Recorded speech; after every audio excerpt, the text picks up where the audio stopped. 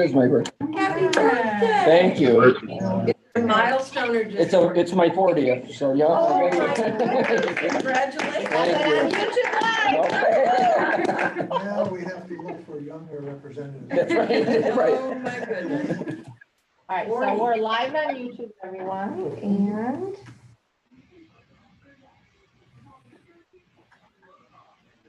we'll get there shortly.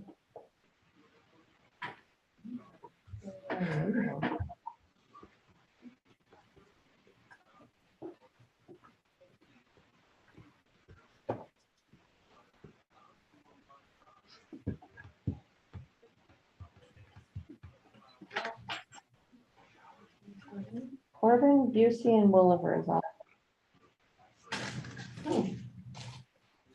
Maybe that's all there is. Well, No, I- town clerk is still the host, so we can't see who other people are. Need help or you Oh, okay? there you are. You're way down on the bottom. Yeah, story of my life.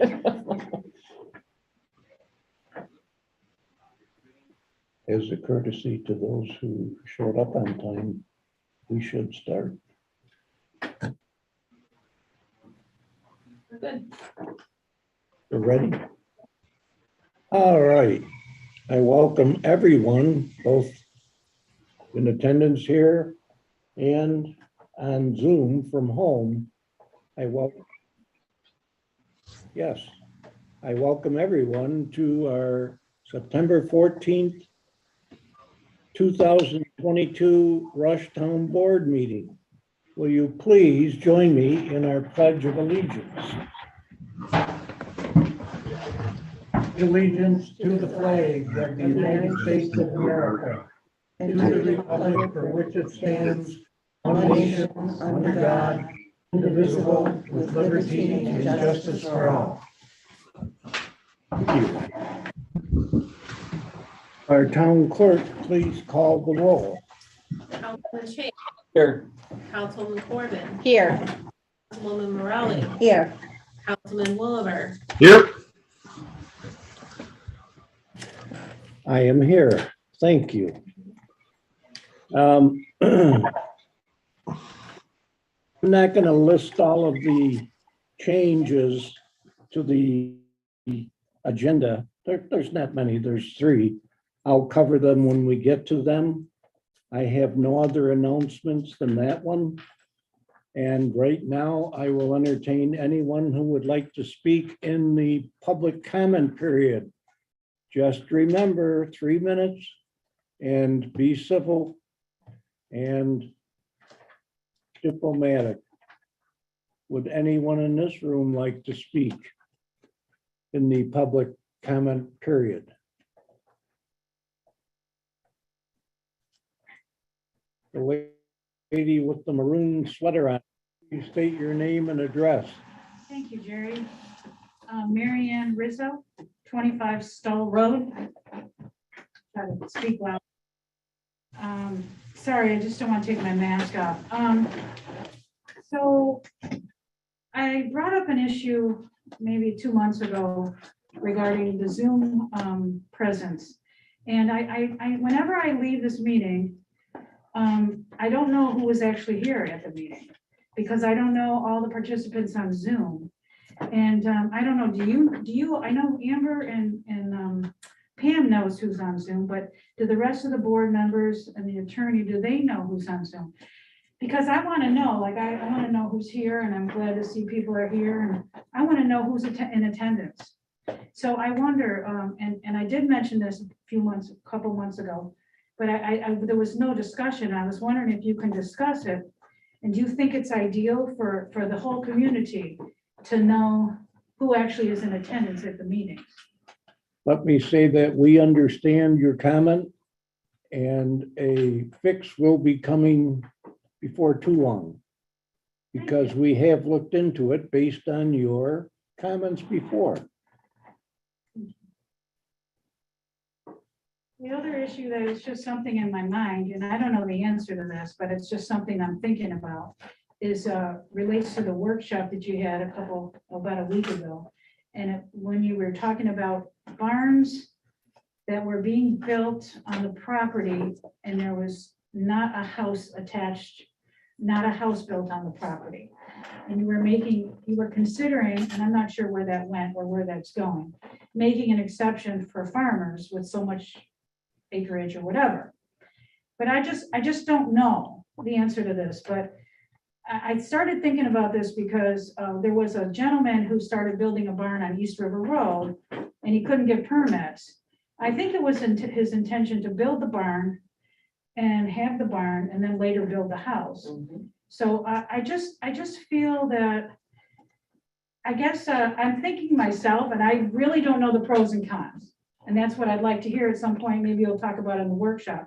I just feel like maybe some really close consideration at of why this man, now he's selling his land. You probably saw the sign up and he's selling it because he couldn't build his barn. It's a little bit started and there it is. So I guess I felt bad for him. But there, y'all might, or the reason the code was written this way, there might be reasons that I'm unaware of. So that's why, just something I'm thinking about.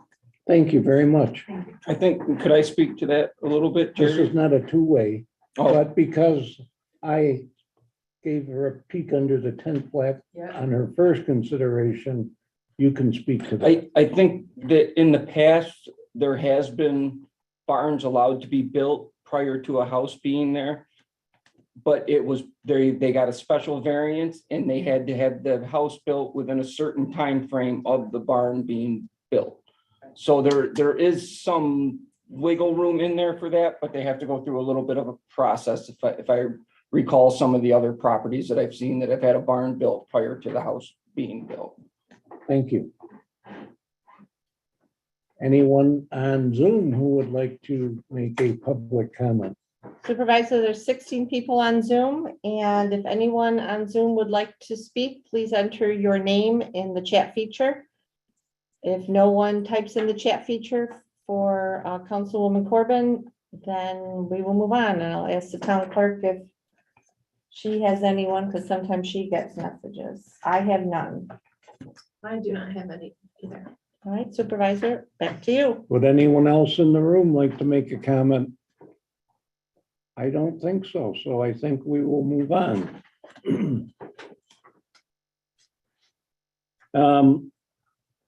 We've got approval of the minutes. And I think we have some minutes to approve. No, No minutes to approve. then we can't approve minutes. We're We're all on, live on YouTube and they are not ready to be brought to your attention. Should we schedule a meeting to approve minutes? When they're ready, I can send them to you. Thank you. All right. We can move on to the approval of the abstract, and our associate Councilman Chase will present that material.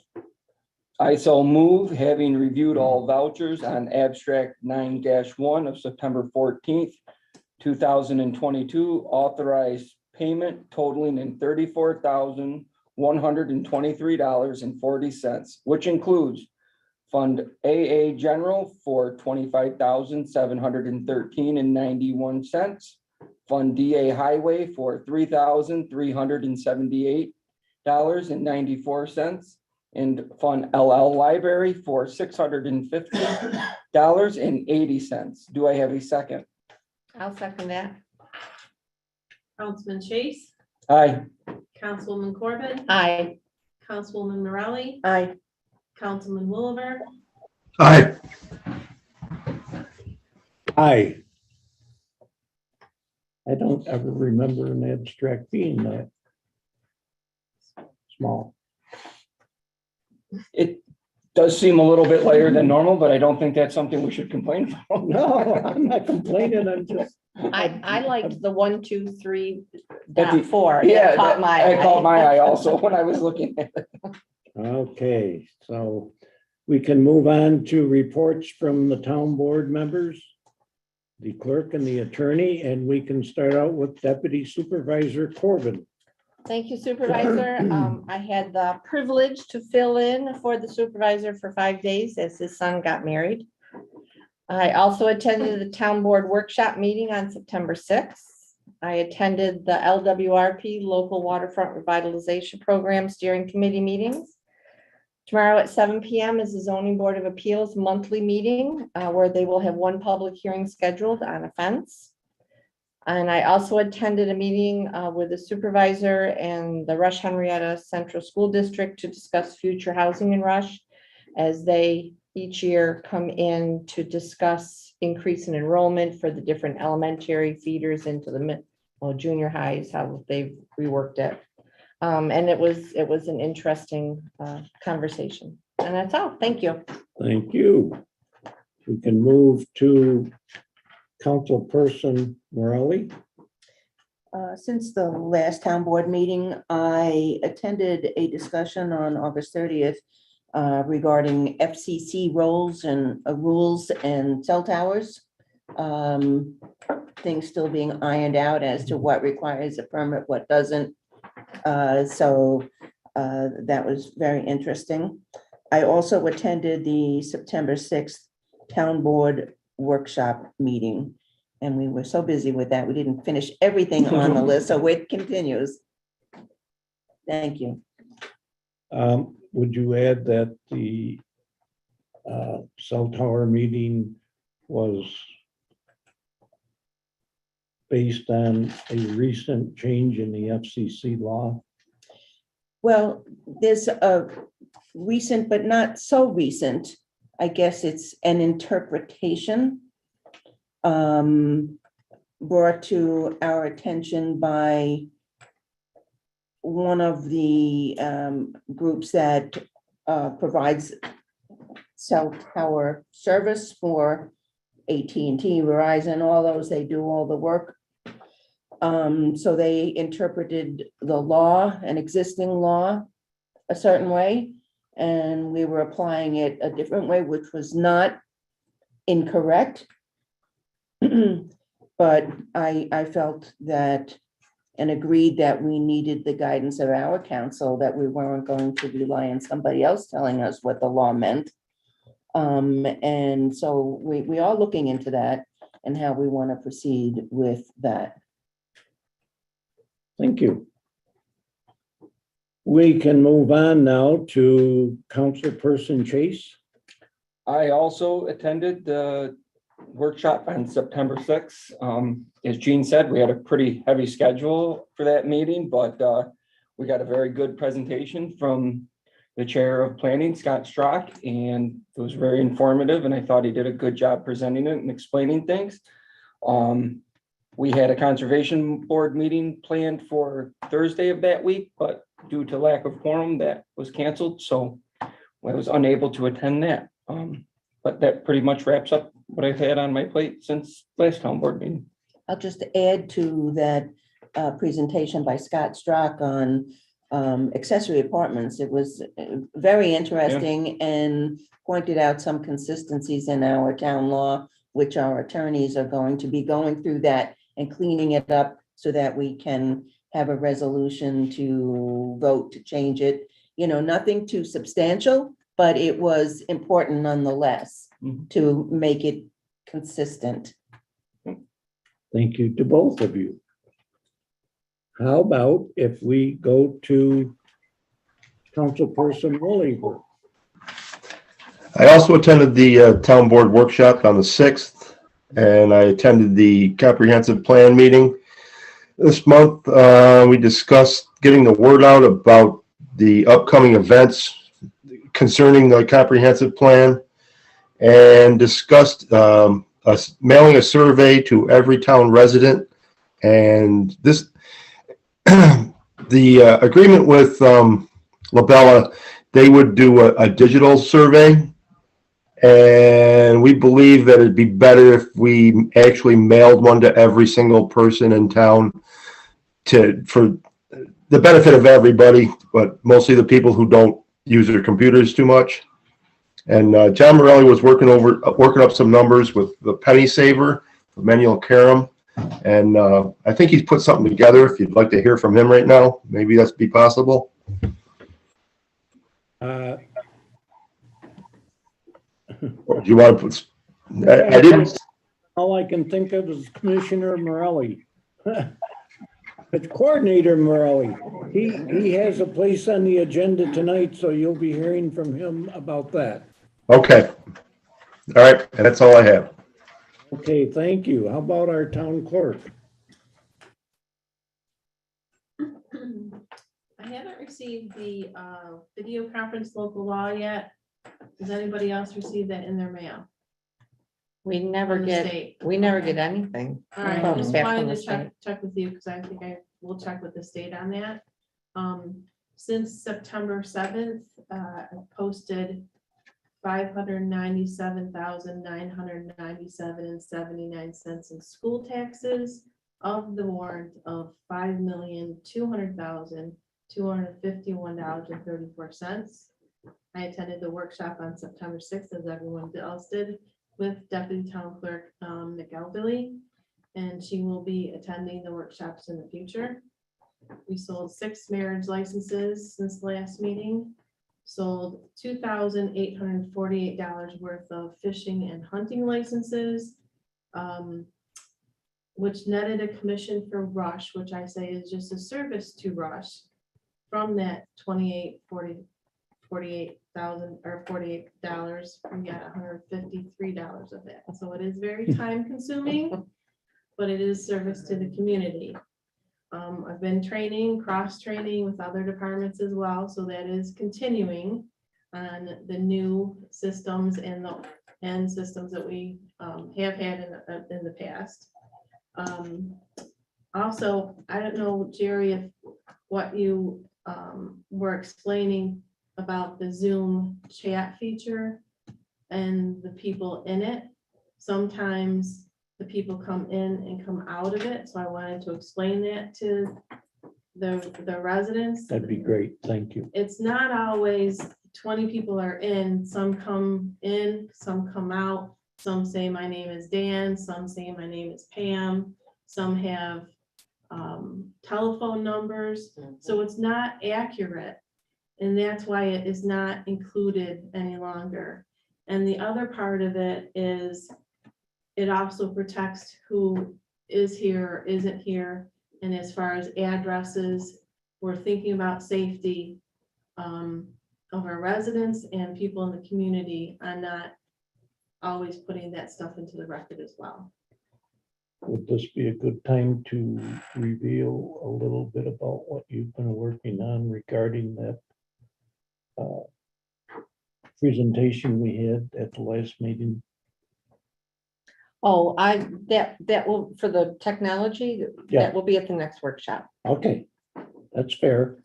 I would just like to add that what I saw was very exciting. So, And, so with that, that's basically as busy as we have been. The number of hours that it takes to do the minutes are not done. But we have them live. Just curious, how many fishing licenses do you sell a year? Fishing? I don't know. Hunting? I don't know the number either. I could give it to you. I was just curious. I could give you the dollar amount a year of how much money is collected for the state and It's how a, much money the town gets. it's a good service to the community because they don't have to go elsewhere to buy Yeah. it. A lot of people actually do come from other towns because they know there won't be a long line, especially on open day or the last day to get your extra DMPs. So Thank you. you're welcome. What's the DMP? Deer management permit. Okay, thank you. I got my fishing online, so I didn't bother the town. clerk. Oh, I got mine from Pam. I did too. Well, I guess I better keep my mouth shut. How about our attorney, David? Do you have any report? Just one, and that is, you should have all received a local law package regarding revisions to our building enforcement code. It's mandated by the state that by the end of the year, as I think you know, we formally adopt the revisions that the state at the state level has enacted regarding the Uniform Building Code and the Energy Code and how we enforce that. The state decides to change that every once in a while. And so when that happens, it creates a cycle where all municipalities have to go through the same thing. And we have to go through that proposed law to determine what works for us, what we don't need. And that will be a subject for you to discuss during your deliberations when you actually have that on your agenda. The majority of that language, the vast majority of that is based on our prior code, which itself was based on a prior version of the model code. So there shouldn't be very many surprises there. I know that John Lindbeck has offered some comments, and we have incorporated those comments. We're making some additional revisions, but for the most part, any subsequent revisions are relatively minor. So you're free to set at your next meeting, set the public hearing for the meeting after that, and then deliberate as you so choose. So that's coming down the pipeline, and we should have that done in plenty of time before the end of the year as that's the deadline. Thank you. I will add to that 99% of the changes are safety-based. And I personally, because I have been to so many training classes and can have seen what lack of safety in the building code can do, I welcome it. Thank you for sharing it with us. This is one of the changes on the agenda I was referring to. We're going to have our assessor, Augie Minio, if he's there. Augie, are you there? He is supervisor. I just have to ask him to start his video because it was on. Yes, to start video. Yes, to unmute. Augie, are you there? I'm here. Can you hear me? Yes. Good evening, everyone. Thank you for having me on, Jerry. I just wanted to spend a few minutes and talk with the board and everyone there about the new proposed limited income disability senior exemption limits that our governor has proposed and has been passed. I just wanted to bring you guys some updates and some things to think about when you are considering changing the current limits. The old limits that were updated in 2008 for this exemption basically state that you must be 65 years of age or older. For the disability one, there is no age requirement for that. But the income requirements are as follows. If you make $29,000 total gross household income or less, you will get a 50% reduction in your assessment, not in your tax bill, in your assessment. And on a sliding scale at 5% intervals, maxes out at $37,400. So if you make $37,399, you'll get a minimum of 5% reduction on your assessment, all the way to 50%. The new legislation proposes starting that 29,000 or less to 50,000 or less, you will get 50%. On a sliding scale, all the way to 58,400, where at 58,399, you will get 5%. So an increase of about $21,000 to start with. The reason why I wanted to bring this up is twofold. First, I do want to inform the board, I'm sure the board already knows, you do not have to do anything at this point. You can leave it alone now or in the future. If you do wish to change it, you can change it to that limit of 58,400 or anywhere in between what it is now of 29,000 and 50,000, or it maxes out at 37.4 to 58.4. You don't have to go all the way to 58.4. You can go anywhere in between that. Update is that the county of Monroe has adopted the new schedule. I gave Pam, I think, a copy of it. Here it is. It's got the percentages that change from 50,000 to 58.4. I spoke with Tim Murphy today at the Monroe County Assessor Association, and he did confirm it that the county is going to adopt these new limits, I should say. One thing I did want to tell the town board that we do currently have 83 residents who are receiving this exemption, limited income disability exemption. All 83, if you choose to adopt like the county did, let's say, those 83 right now are getting anywhere from 5 to 50%, while all 83 will get the 50% automatically. The other thing in question is we don't know how many people have been denied because they were making more than 37.4. And we don't know how many people fall into that category of up to 58.4. So we cannot give you numbers as to how many more people will apply for a number of reasons. We don't know when they're going to find out.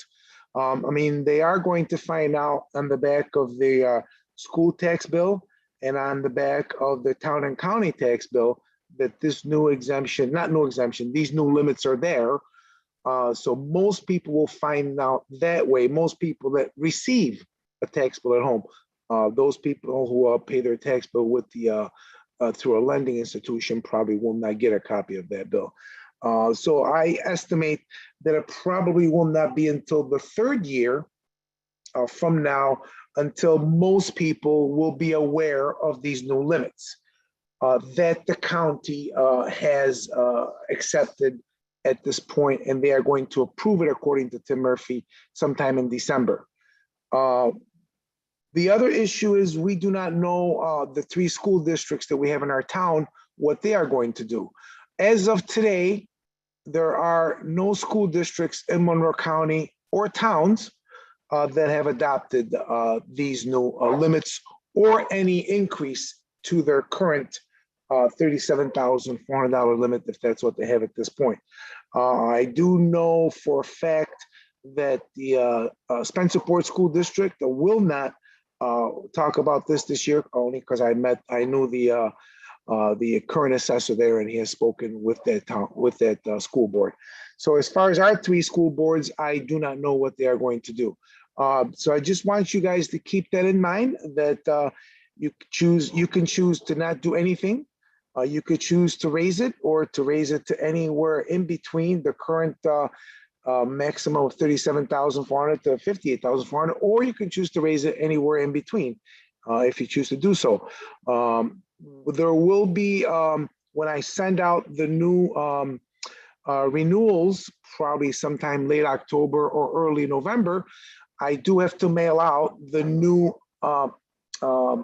percentage increase from the county, as those people who are now getting this exemption for town, county, and school, their county portion is going to be slightly different than the town and the school, should the town and the school choose not to do anything at this point. So there will be some confusion and some questions there as to how come the county has approved it, but not the town or the schools, which obviously we will have to answer with. You'll have to speak with the town board or the school boards to find that out. So I just wanted you to know that those questions may be coming your way, obviously. I think that's all I have at this point. Is there any questions from anyone that I can answer about this limited income disability senior exemption limit increases? I have a question, Augie, and that is, does your rumor network have any sense of why the schools have not adopted the program? Sure. Well, I can tell you one of the reasons why most all of the towns have not adopted it, because that's, let's say you have like the city of Rochester, they are going to adopt it. They have 60,000 parcels with 58,000 residential parcels. That means that they will have to process, according to their estimates, an extra 4,000 to 6,000 applications. Obviously, the city of Rochester is a big city and it's got, like I said, 60,000 parcels. But they would be severely understaffed to do so. So most towns are kind of in that same predicament. We only have 83. If this, let's say, were to pass for the school and the town, we may see an increase of maybe, I don't know, 100, because a lot more people would fall into that.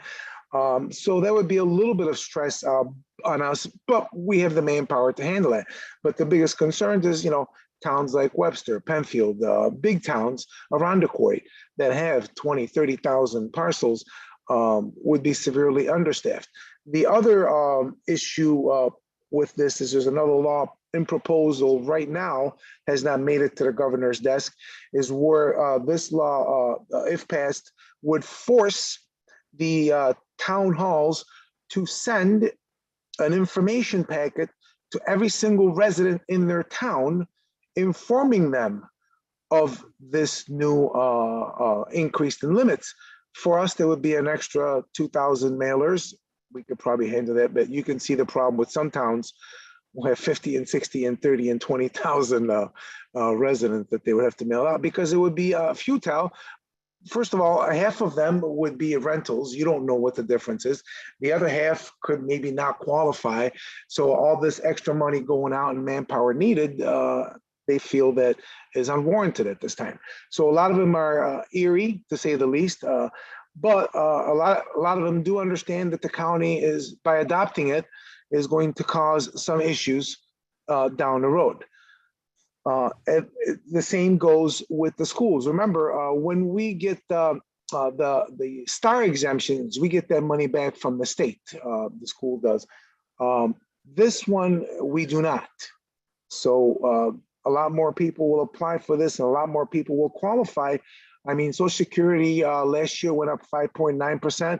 This year, by my understanding, it's expected to go up by 8.7%, which is increase. So a family of two getting basic Social Security, their income will increase, where before it may have put them out of reach of that 37.4. Now will definitely put them in reach of that 58.4.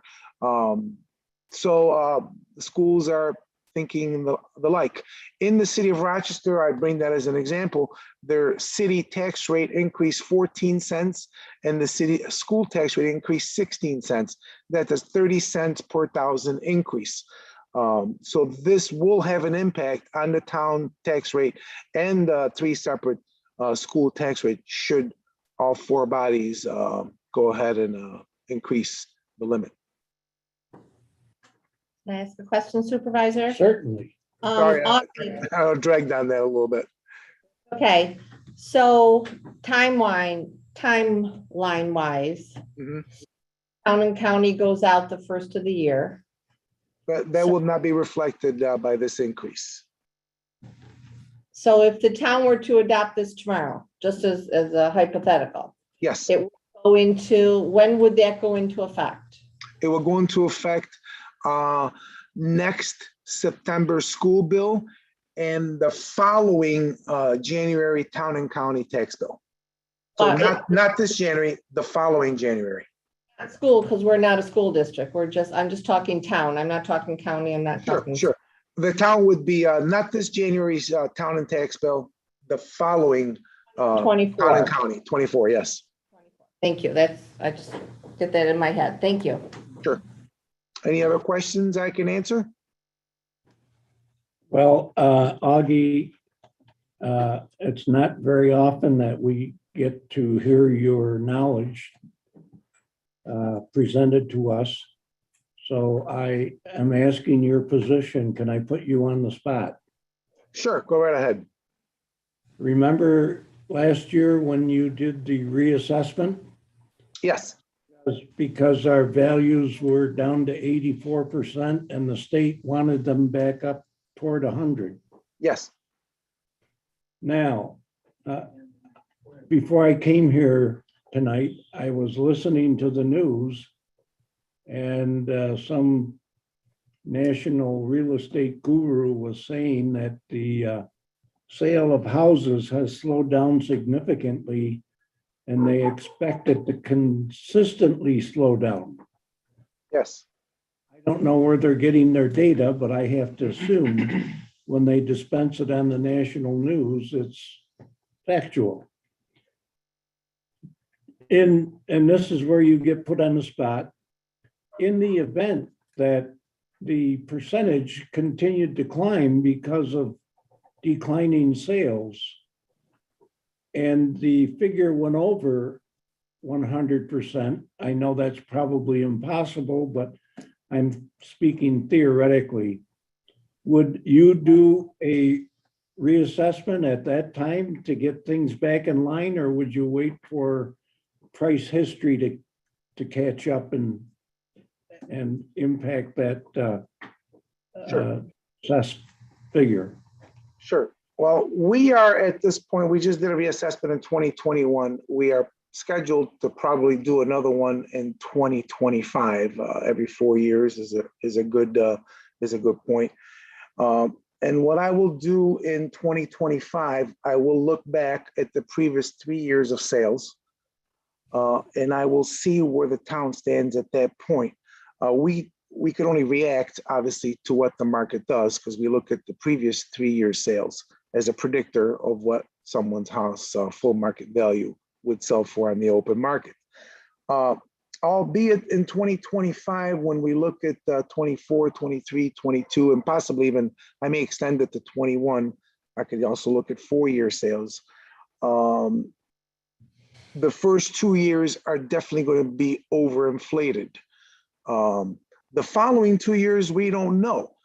There's going to be a lot less sales, but the prices have not gone down. So the only difference that we're seeing now, after speaking with a few realtor friends of mine, is that there's less sales, but now people are getting what they are asking for their homes. They're not getting 15 and 20 offers with anywhere from 10 to 50% more of what their original asking prices. So, and they're staying on the market no longer 8 to 10, 12 to 24 hours. They're actually staying on the market now anywhere from 7 days to 30 days, which is showing a sign of everything going slowly back to normal. The only drawback to that is that there's going to be a lot less numbers. They still don't see the numbers that were on the market before COVID hit. For some reason, those people who stayed home from COVID decided to fix their homes. They're still enjoying their homes. They decided not to move back then, and they're still there. So there's a lot less sales to pick from. But in 2025, we will do some data research, and we will see where those numbers lie. I personally feel that from now, if we were to do one today, the last 2 years of sales were very rich and very inflated, very skewed. Are they the real market? They are the real market, but at the same time, they are not the real market because they were created that way due to a global pandemic that we had. So I'm hoping that the next 2 years will draw back the cart, so to speak, and slow down the crazy increase of sales prices per homes, and we can have a decent 2 year of crazy prices and 2 year of normal prices, and hopefully in 2025 we can have a good outlook and redo another reassessment. If not, we can just wait another year, wait another 2 years. If I still feel that the market is overinflated, we may not do one in 2025. Thank you very much. You're welcome. Appreciate it. Yep, you're very welcome. I'm gonna make another one of those changes here. Is Tina, are you on Zoom? What is Tina's last name? Durango. I guess I am. Okay, Tina, I will take a minute or so and introduce you, and then you can have the floor. Okay. As most of you know, when I took over, I was frustrated because I didn't really like the way the finances were being run and the way the budget was being developed. And there were some other less obvious things that I felt uncomfortable with. And in the process of trying to get into a budget cycle and a financial cycle to where people, Joe average citizen, can come in, read the budget, understand it, and all of our department heads can understand a simple approach to preparing a budget. What we've done is we have, as I think most of you are aware of, we have farmed out our finance program to EFPR. Tina DeNegro is the supervisor of a large group at EFPR that does, I think, 20-some municipalities. And my plan was to put Tina on the podium tonight and let her talk about where we are in the budget process.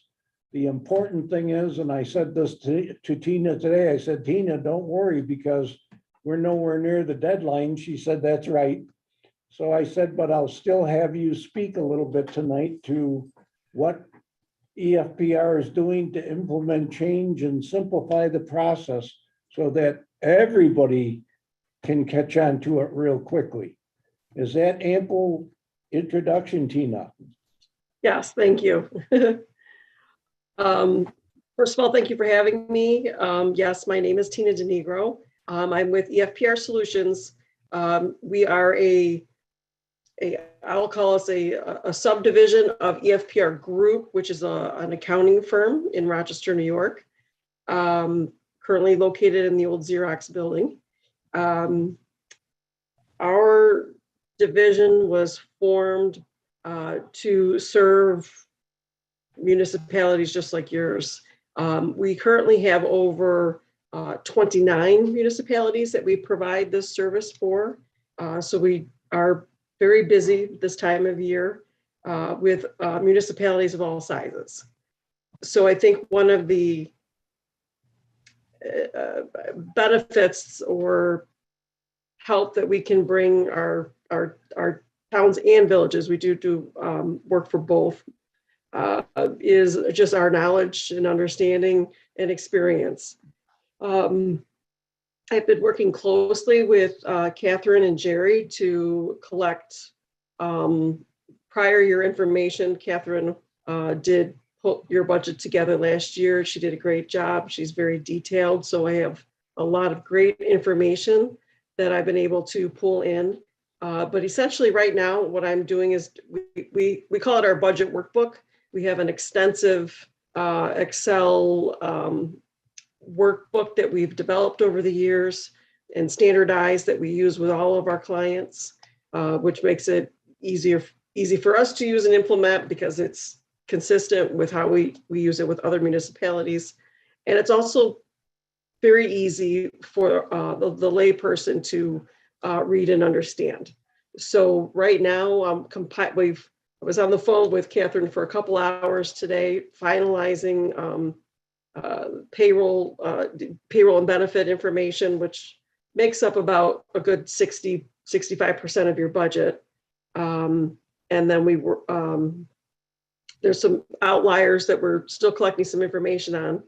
And then I'm applying principles that basically Jerry has laid out for me in regards to how he wants to, where he wants the tax rate to stay, some of the principles that they have shared with the department heads in preparing their requests. And so we're compiling all of that into one neat package, which we will have prepared.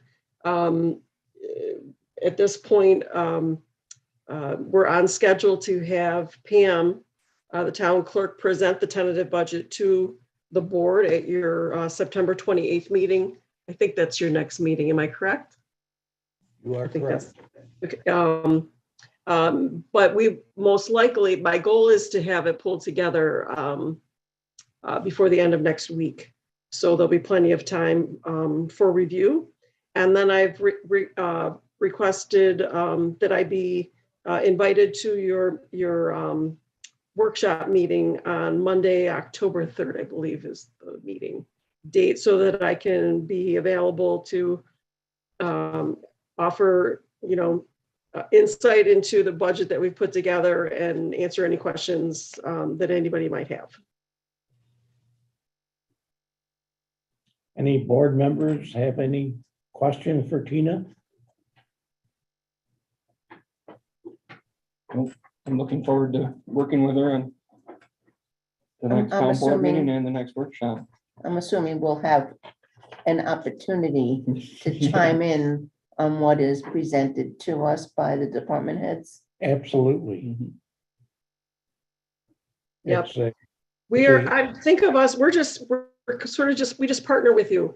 I'm just putting information together based on the guidance being provided by requests from your department heads and Jerry.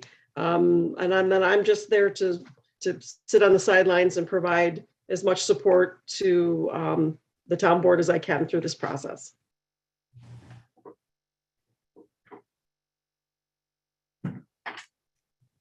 Thank you. Thank you. I guess that's it, Tina. Thank you very, very much.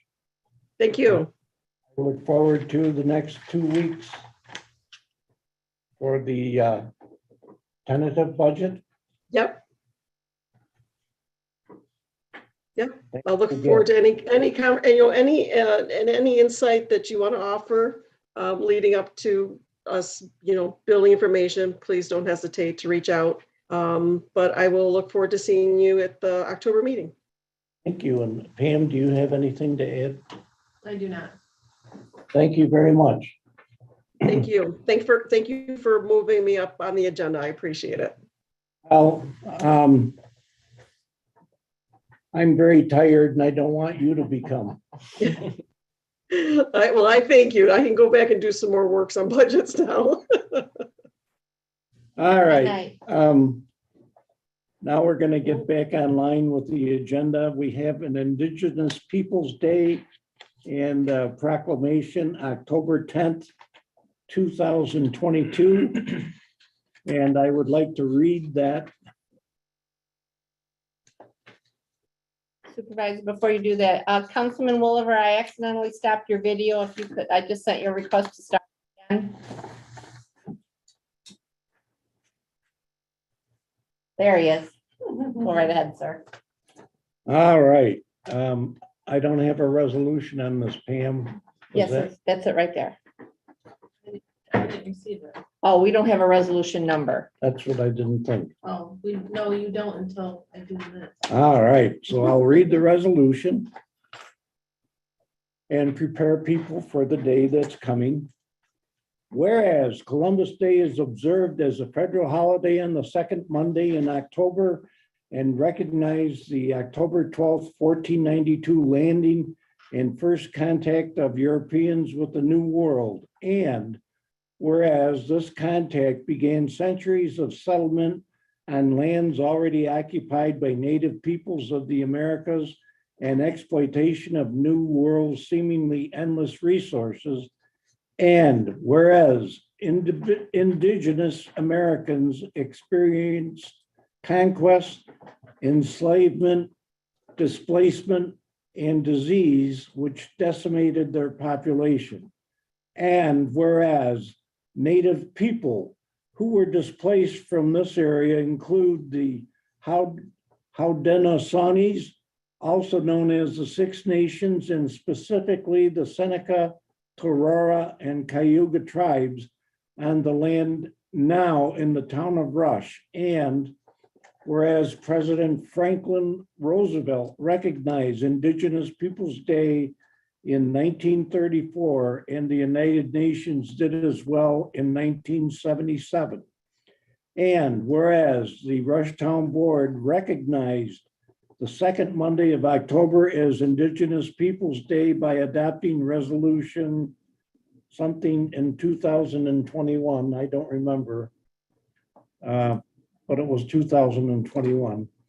Reimagining this day as an opportunity to celebrate Indigenous heritage and resiliency.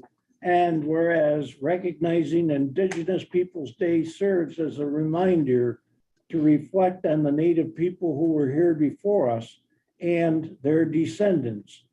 Now, therefore, I, Gerald Cusey, Supervisor of the Town of Rush, New York, on behalf of the Rush Town Board, staff, and residents, hereby proclaim October 10th, 2022 as Indigenous Peoples' Day in Rush, New York, to acknowledge and celebrate the culture and sacrifice of the first people on this land. Proclaim this 14th day of September, 2020. 22, sorry. We didn't change. I'm the sorry, date. 2022. Can you send that to me, Supervisor? I didn't receive it. I will second that. I certainly will. Councilman Chase, Aye. Councilman Corbin, Aye. Councilman Morelli, Aye. Councilman Oliver, Aye. Supervisor Cusey. Aye. Thank you. My tired is catching up with me and I just wanted to read that.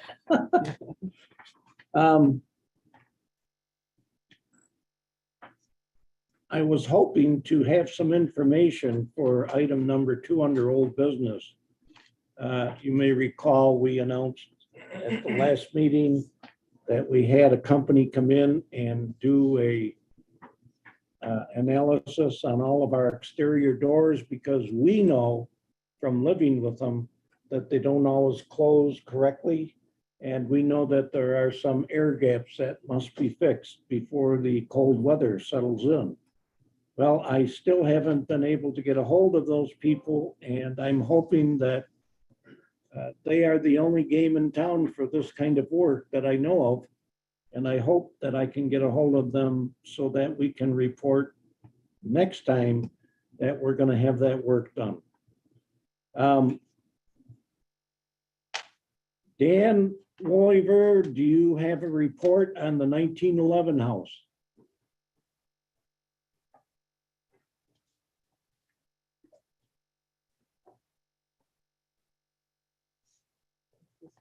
Your agenda versus that one.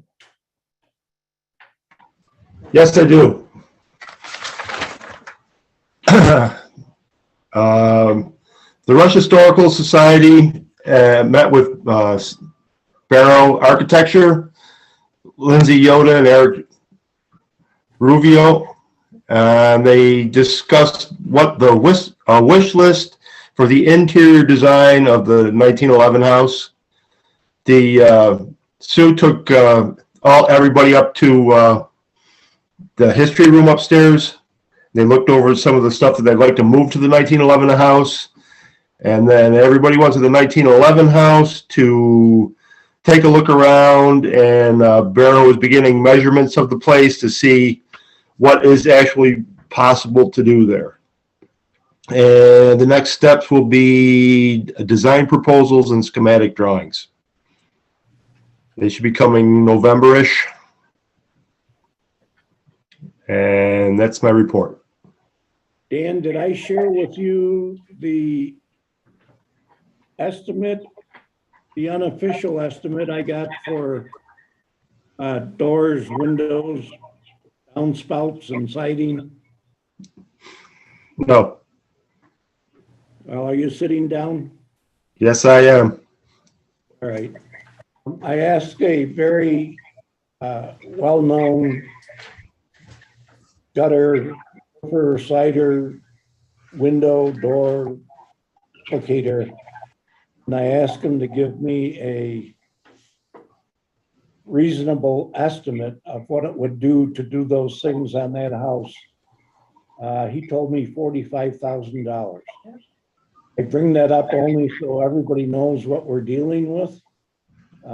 It's going to cost a lot of money, that will pretty much do the outside. The roof has been done.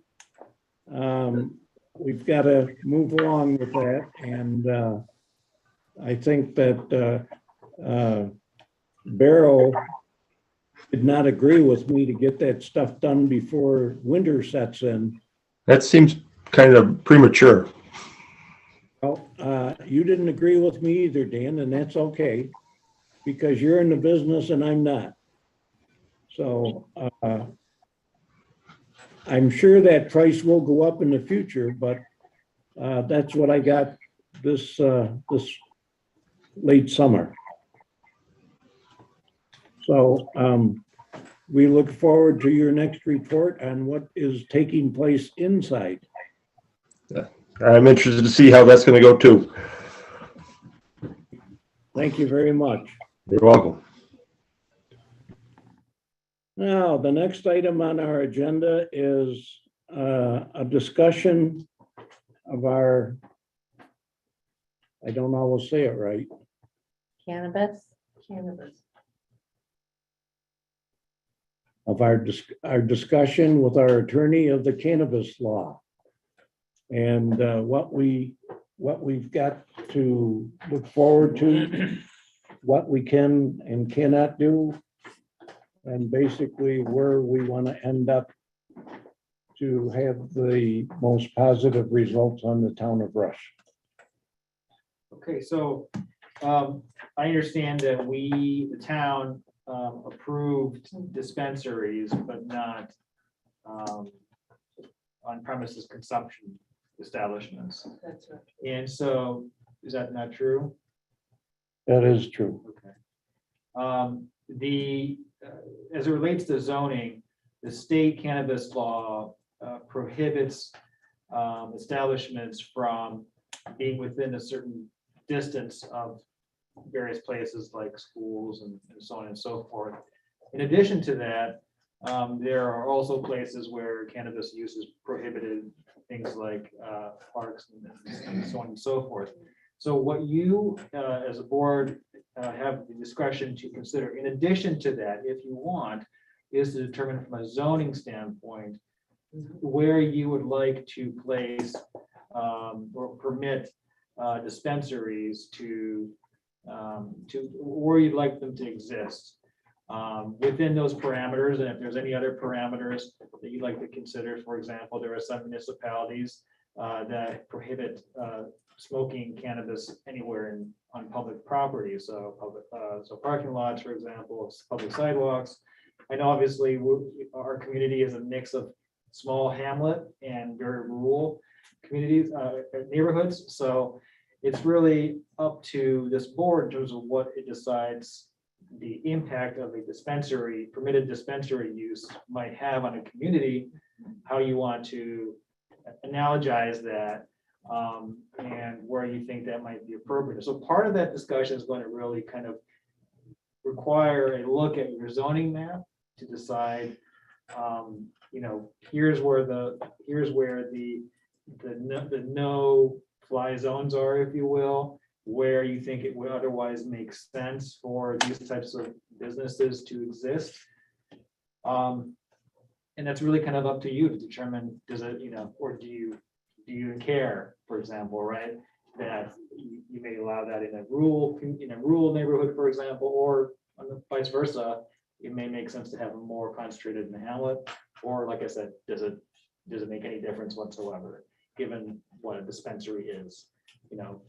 They typically are places that are, it's not like a bar where people come and hang out for a long time. People come in, get their prescription or purchase the stuff and then leave. So they're not lounges, people aren't hanging out to smoke, but that's really your determination to decide what you'd like to do.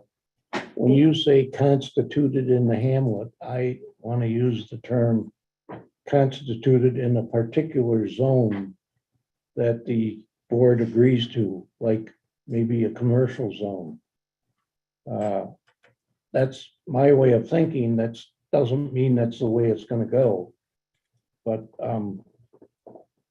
I would like to think about keeping it out of residential zones and putting it in a more I don't know if I could use the word appropriate, but commercial zone type of applications.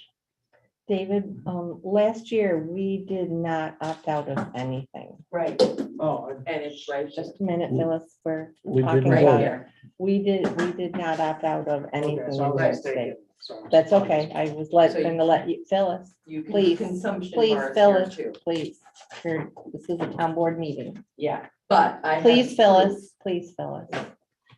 So, we did not opt out of anything that New York State gave us the option to opt out of. Right, It was a 4-to-1 vote to just not opt out. right. Okay, so then everything's permitted. Everything's Yes. permitted. But we didn't vote on going forward. We didn't have to. Phyllis, please. Sorry, I was on the board and I Phyllis, opted out I of that know, one. but Phyllis, Phyllis, this is not, it went back and forth. not You know worth it. that when you I were know sitting there, that. Phyllis, please, But be he needs the respectful, history please. on this. Be respectful. Thank you. So that Thank you. is what we Okay. voted. Yeah, So, so we, That's- at the workshop, we never got to it, so that was what Perfect. we're hoping to be able to get to. So we appreciate your input, but we also need it for the other part of it as well besides dispensary. Oh, yeah, no, absolutely. So I apologize for missing it. For some reason, That's I was okay. under the impression that we had done one, but not the other. But in any case, Mhm. if we're talking about on-site consumption, then obviously that's a very different type of use, a different type of intensity. And for sure, that's something that some places, some municipalities have, these are imperfect comparisons because they're not quite the same as, but some municipalities have compared them or tried to regulate their zoning similar to bars or similar to other types of activities like that, so to speak. So it's really kind of for us to determine where, for on-site consumption establishments, certainly that sounds like something that would fit within a commercial type of zoning district or those types of similar types of permitted uses. And the same really could also be said for dispensaries too, but again, that's really for you all to decide how you'd like, what your view is of these types of establishments. And also, of course, you need to consider comprehensive plan, input as well. And obviously, I know that is an ongoing process.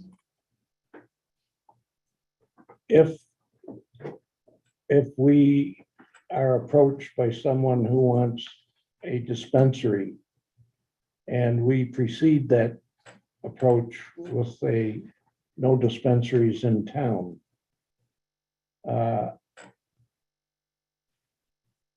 based on your experience, will it have a big negative impact on taxes?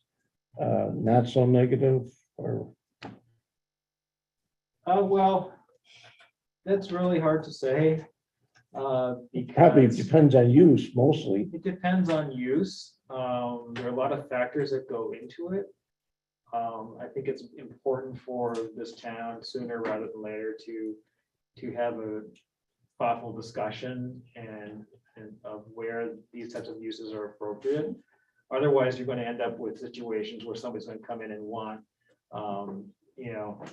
they're going to try to shoehorn this into sort of the typical catch-all categories of where we have, of similar uses, rather than being something that's explicitly permitted somewhere. And density, I know that survey that we took on from the county, or I think it was county, not state. Distance between establishments, all that kind of stuff. So, yeah, we've got a lot of work to do on that. Yeah, so I think my opinion, I think your first order of business is to take a look, and this is something you could work on with John Lindbeck or the building department in general, is to take a look at your zoning map or the map of the town and decide what, like I said before, here's where the state law says you can't have them. And then beyond that, so you're going to have little radiuses of diameters, radiuses of where you can't have them. Where does that leave? What does the town look like after that? And then from that standpoint, you look at, for example, the hamlet and say, okay, how much where in the hamlet could these fit? Does that make sense? And then we could modify the appropriate sections of the town code to insert that as a for example, a permitted use with a special use permit, as an example. Okay.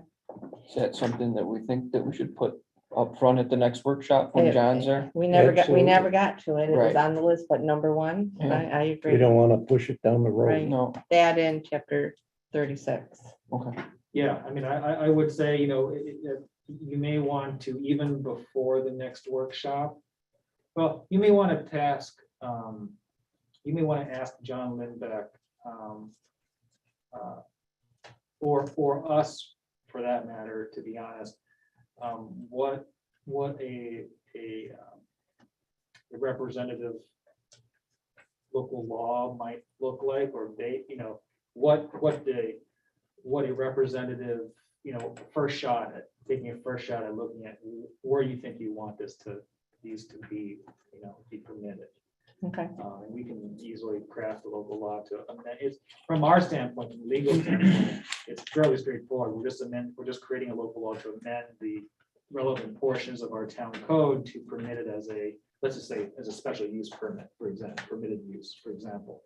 But the real meat of the discussion is gonna be, what's the zoning in the hamlet that makes sense for these uses? No, thank you. Anyone else? The only thing I would say is we sent out for the workshop, but we never got to, I think it was Canandaigua. There were 2 documents we sent out that Mhm. Robert sent us that make sure we look over and ask those questions. as Yeah, I well. have them.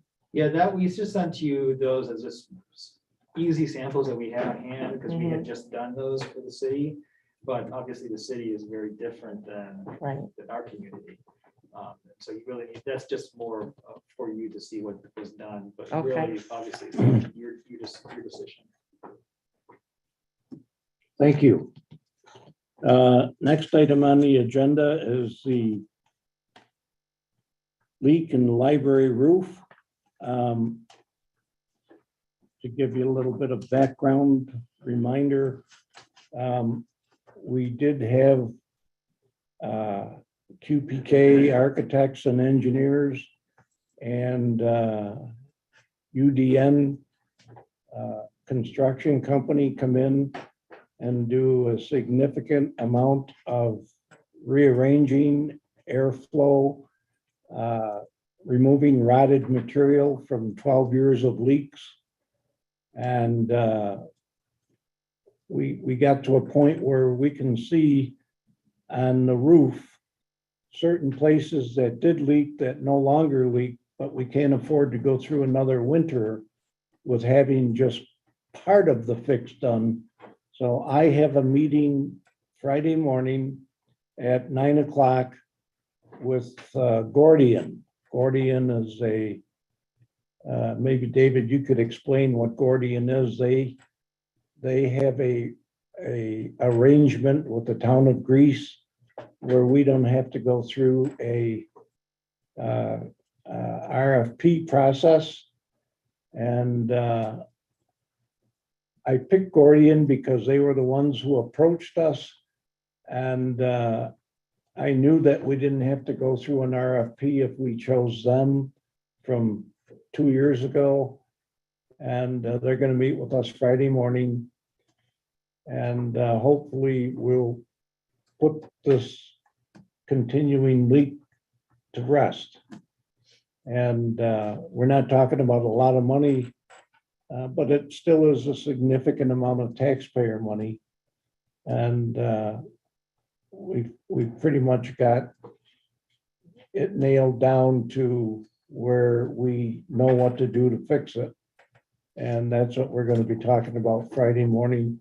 And I hope soon after that, with David's blessing, we'll be able to give a contract to Gordian for them to take care of this problem once and for all.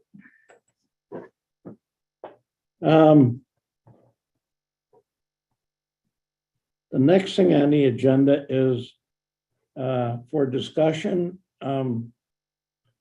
As all of you know, most of you know that we do have a tenant on the Rush Riverside Refuge property. that is a horse's friend. It's not the entire property, but it's a portion of the property between River Road and East River Road. I'm sorry, East River Road and the railroad tracks. And there's been some discussion about posting, the desirability of posting a sign over there with open hours. And that hasn't met with total acceptance from all corners, but we certainly think that we have the ability and the right to post that on that property and limit vandalism that goes on over there at late evening hours. Do you have any advice for us, David, in that regard? Nothing beyond what we talked about previously. Okay, so And Dan and I did some research. And I, Did- on your email today, I, the Martin Road Park, I had a different hours oh, for. really? When I put, so I Googled parks in the area. And they're all over the place. Some are open 24 hours, some are open, what did you find for Martin? 7 Road? a.m. to sunset. Okay. And that was on the Town of Henrietta website. Oh, and when I clicked on Martin Road, it said 7 a.m. to 7 p.m. And they do close it They do close and it. open it every day, Um, as well as the main park on Calkins Road, I've been told. yeah, Veterans is 7 a.m. to 10 p.m. Tinker. Isaac Gordon, 6:30 to 10 p.m. in Mendon Station. But again, I could have pulled hours from everyone. In Caledonia, there's a McKay Wildlife Preserve that is open 7 a.m. to 8 p.m. And then popped up the Rush Riverside Refuge. Yeah, it said the operating hours are 6 a.m. to 9 p.m. at the Rush Riverside Refuge when you Google it. So I went on the town website. It had the address, everything, you know, it shows you right where it is. And there's nothing on the town website. So I don't know if that was when we originally took, I wasn't on the board. Well, none of us were, well, maybe you were supervisor, but whether that is factual or not, or can believe any of these Somebody just put it in days, there. or, well, you know. I think I recall the discussion about those hours, You remember that, Dan? 6 a.m. till 9. You remember that? Yeah. Okay, was a resolution passed to document that? That's a good question. I know we talked about it because people like to use it very early in the morning. And we figured 9 o'clock is plenty of time you should leave by then. So my thought on that is, I mean, so that's what's been posted, that's how it's been operated. Have we had any issues over there? I like the sunset deadline or I like the 6 a.m. for the reason you said, because I think some people do like to go there a little earlier if they have to go to work and they want to take their dog for, some people are just early risers and want to get that done. I would be fine with having a 6 a.m. to sunset rule. yeah, the 6 a.m. time isn't the problem time. It's after dark. good point. Now, the question is, would those hours require a prohibition of vehicles on the property or pedestrians on the property or both?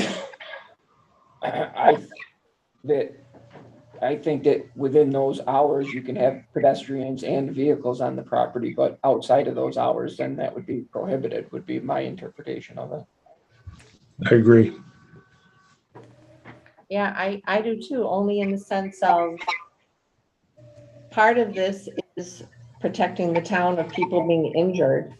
And if we say, if we have a set, I think David said last meeting, have a set time and something were to happen outside those hours, it's duly noted. Is that correct? That it's posted and, Yeah, I mean, the problem, kind of a problem either way, because set a time limit at the end of the day, that's gonna change depending, you know, daylight is gonna change that, and sunset's, you know, arguably more, certainly more vague. arguably. But it is But- posted in like the newspapers and on weather apps. You could always say, Yeah, I mean, if it really came down to it, I guess you So- could kind of go to When that. is sunset? keeping it at sunset gives you the flexibility of not having to deal with that as the seasons change. But on the other hand, it's, if you're gonna have a sheriff there with his. Yeah, it's watch looking 8:20 at the now and sun it's dark. and Giving a hard time to people who are there, what's dusk and what's sunset and all that. Yeah, but I don't think these other municipalities have somebody posted there, and I don't know how many of them lock up every night like some of the Henrietta parks do. But I think it gives you a leg to stand on where someone's like, well, no one says I can't be here. So if you do have to enforce a law, it does give you, if there is a problem or someone sees somebody there, like, they're not supposed to be there, they can call a sheriff in and it gives them a little bit of a, Well, I agree. I agree, but if you think of the word sunset, okay? The sun has set, okay, so and then the police come and the sun has set, but they can say, well, I was here when the sun hadn't set yet. but you were still Versus- here when it did. But if it was nine, if it was 9 o'clock, a set time, I mean, they could be there now and it's not sunset, Right. right? So I'm fine either way. I think it can be a review as we move forward and see if that's working. And Yeah, I think, in my opinion, I think if we just stuck with sunset for now, because it's a double-edged sword, right? Like, if you set a time in the winter time, if you set it at 9 o'clock, right now. it's- then it would be pitch black and, Mhm. but in the summertime, it's light till almost 9 o'clock, so. I think we should prepare a resolution to adopt at the next meeting. Were we leaning towards, so here's the other thing we have to consider. If we do set these times, are we proposing that one is a gate person? Do we have to do that, or are we gonna ride it out and see if that's necessary as we move on? And then to be added later if it seems like it's still an issue with people going there?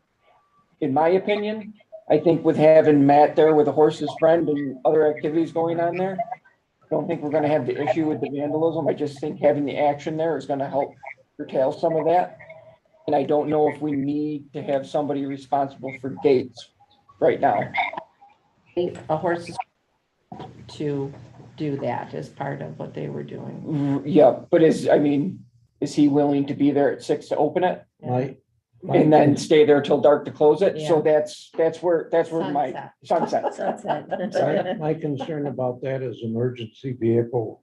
Yeah, they ingress. have to have the key to Yeah. get in. A for anything. key can take a lot of, When I was going through the keys with the town clerk, when I was covering for you, she has a listing for the key for that gate into the Rush Riverside Refuge for the sheriff has a key And for the it fire department. and the fire department. So that was set up. But of course, there's no lock there, hasn't been for a number of years. well, that's an easy. fix. Right, but it was obviously, and as Dan Wolver pointed out, maybe this was all set up because you remember locking and unlocking it. Oh, every day. I So- remember doing it every time we were in Oh, there. someone asked when you were leasing it, did you? Originally, yes, when we first started, and then I don't know if it was where people were accessing it, and it just started getting Okay. left down, and eventually it just never got put back up. But she does have on her key roster, sheriff and the fire department, which needs to be updated if If we we put get a a new new one lock. on there, right? There's no lock on there currently. There is a chain there Yeah, and the post. There's the lock is. Nothing. my thought at this point, let's start with a time frame. And if we continue to see issues with vandalism and other problems, then we can move forward with putting the chain back up. I like that. But now let's just start with time and leave the chain down. And I think if it gets to that, then we can approach Matt again and say, hey, listen, these are the hours. Would you be willing to still, sure the gate is opened at 6 a.m. and then shut back down at sunset? Depending on what you're doing in there. If he were, it would only help him Right. at that point if we're having problems with vandalism. So- I think that just AHF's presence there will dissuade That's kind of what I I'm guess thinking. I'm hoping that too. Vandals from going in. I'm okay with the sun. Do we have anything like that at, say, Road Park there? Or right next to it? We don't post any hours playground. So, When we were just- having vandalism issues at the other parks, we just shut down the parking lots there.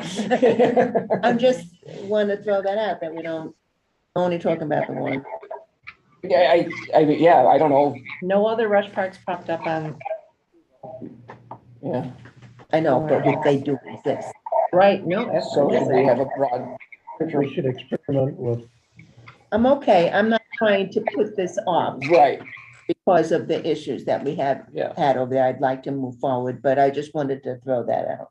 that's understandable because we had a suggestion to rehabilitate Stony Brook. Correct. And lighting there was one of the suggestions. So we may get to that after we see how this works out.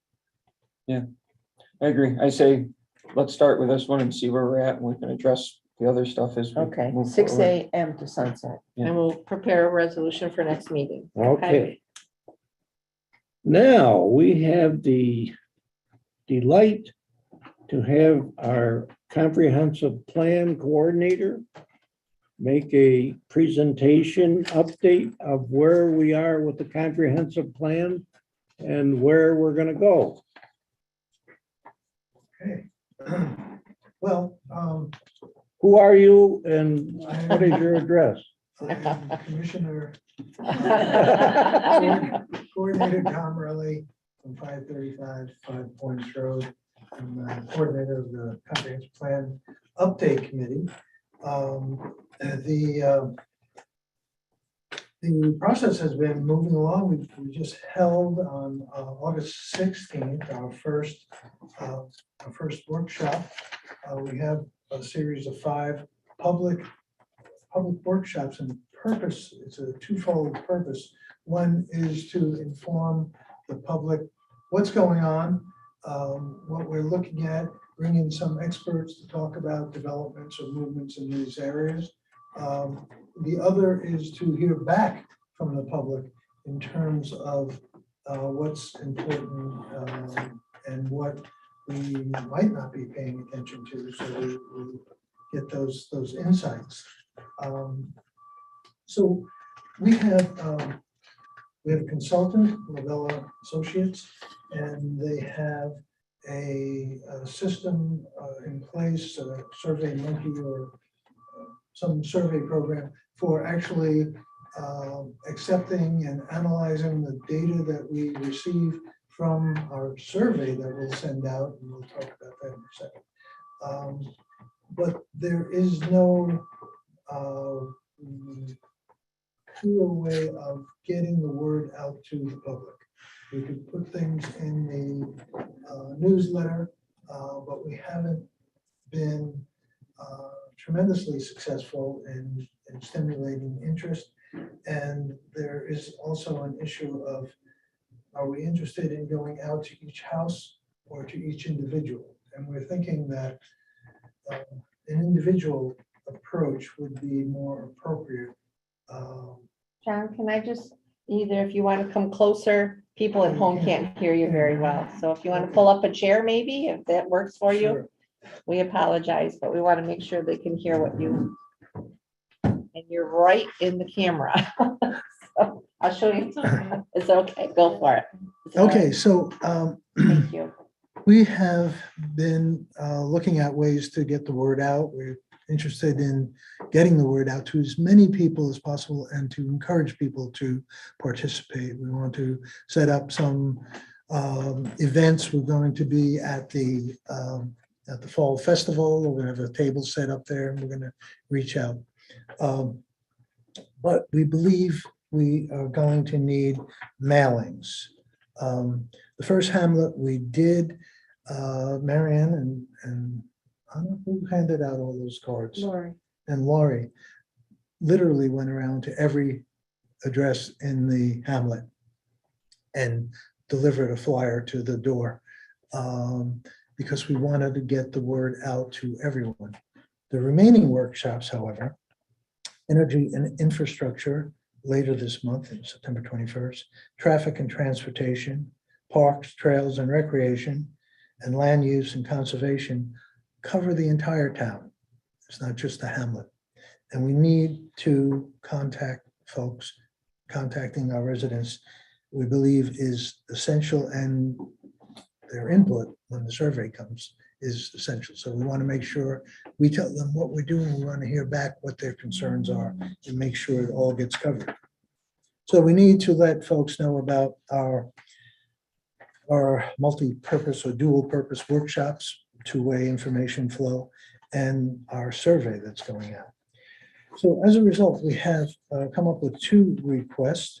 One we came up with in August, and I believe Dan has forwarded that on to you. And another one we came up with in early September, well, September 11th about. The first request is for this current year, approximately $1,500 for postcards that we would mail to each address in Rush. And these postcards would basically identify, here are the next 4 workshops. The first one is September 21st, so we're kind of desperate, you know, in terms of time. Time is of the essence. The printing for the postcards, and we've been talking through the Penny Saver folks about this. The printing is about $500. The postage will be about $600. And so, you know, if we cap this potential expense at, I had said 1,500, but you know, 1,200 would probably be adequate. We'd like to make this mailing, so the mailing would go out once, would have all the workshops identified when they were going to happen and how to access them, how to participate.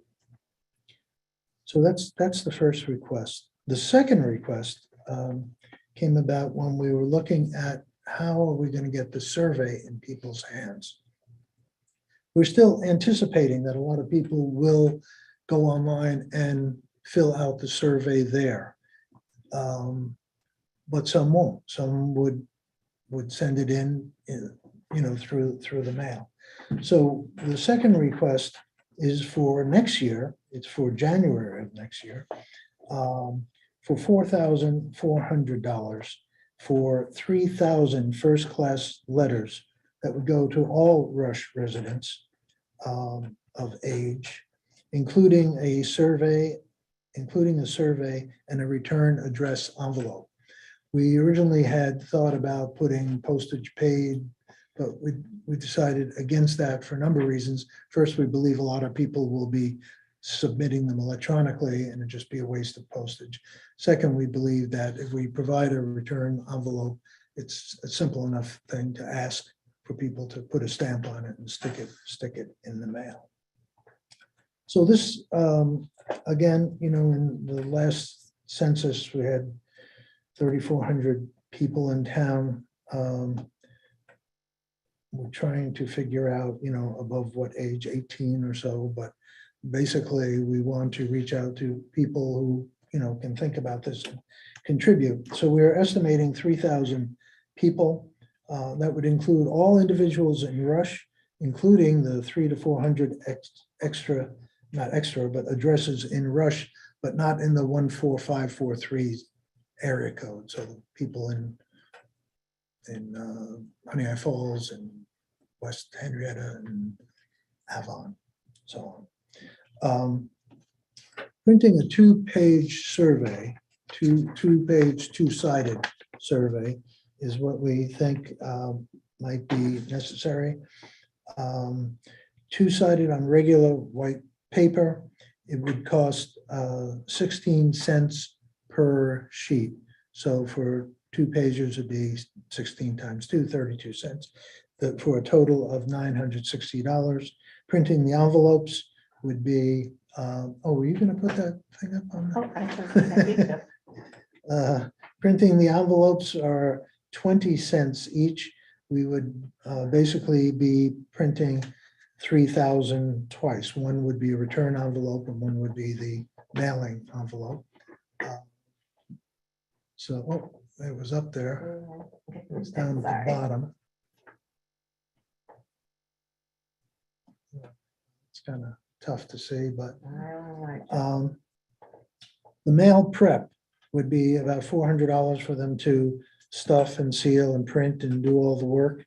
A database, and I don't know if we need this, but a database with the names and addresses of all the people in Rush.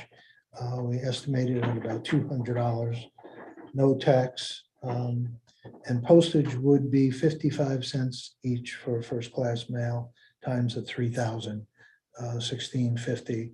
It would come to $4,410 to send a letter to every person in Rush with the survey, with the instructions for them to either go online and do it online and submit it, which would be nice, which would be easier to manipulate.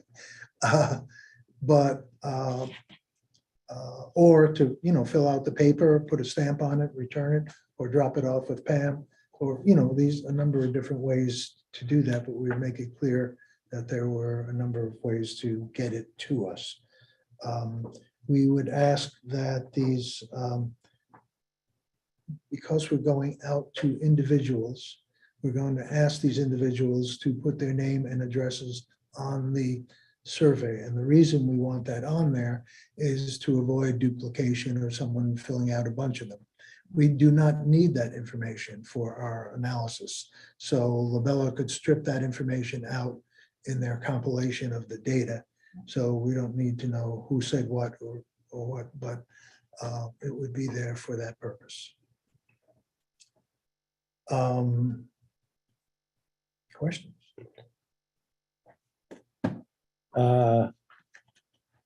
The comprehensive plan committee, prior to your coordination leadership, had an open house in the pavilion out here. In addition to that, what the heck do we call that thing? Charrette. Yes, The what? thank you. Charrette. Okay. Charrette. I'm looking at a significant cost here to do this. And I'm wondering if your committee has discussed what their expectation is to add onto those two prior events. What added information will this produce to justify that cost? Well, the charrette, we're looking at very, very closely. We're looking at The what? charrette.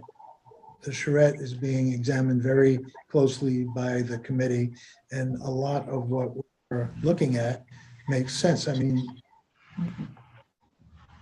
the process is to collect the existing data, including the charrette, the survey that was use that in helping to form our additional questions. The survey that was done had 2 questions. They were general questions, but they were important. This will have a number more in a number of different areas, and we'll pull together all the information that we've gathered. The charrette, again, focused on the hamlet, not so much on the rest of the town. So there's a lot. We look at things like energy and infrastructure. We're looking at water, sewers, things like that. Traffic and transportation, parks, trails, recreation, land use and conservation. So a lot of these things are well beyond just the hamlet area. So those will be added in on top of everything we've done. I don't know, Marion, if you have anything to add to this, because Well, you've I will been. say that the first survey, we got 137 entries. And whether or not you think, it was pretty good, but our whole goal here is public engagement. And we want to get a high mark for public engagement. We feel that's going to be the success of the comprehensive day. We want to get an A+. on that, and Labella says that we're already there, but I don't think so. I think we're just at an A level. So, but by mailing out the survey, just gives, the format, it's just, we just want to get as much feedback as possible. Right, and we will, like I said, we'll be participating in the Fall Festival, and there's some other activities we haven't identified yet, but that we plan on doing between now and the end of the year that will encourage folks to go to the workshops that will collect the data. All of these will be generated, will generate reports that has, this is what we heard back, this is what we said, this is what we heard back, this is what people are interested in, and so on. And those then will go into creating a survey that will ask the relevant questions with regard to what we've said, what we've heard, and what's been done already with the charrette and the previous survey. Do you plan on surveying at the Fall Festival? No, the survey won't be prepared until all the workshops are complete, and they run through the end of August, the end of November or the middle of November. November 16th is the last one. Then that time between mid-November and the first of the year will basically be putting that survey together.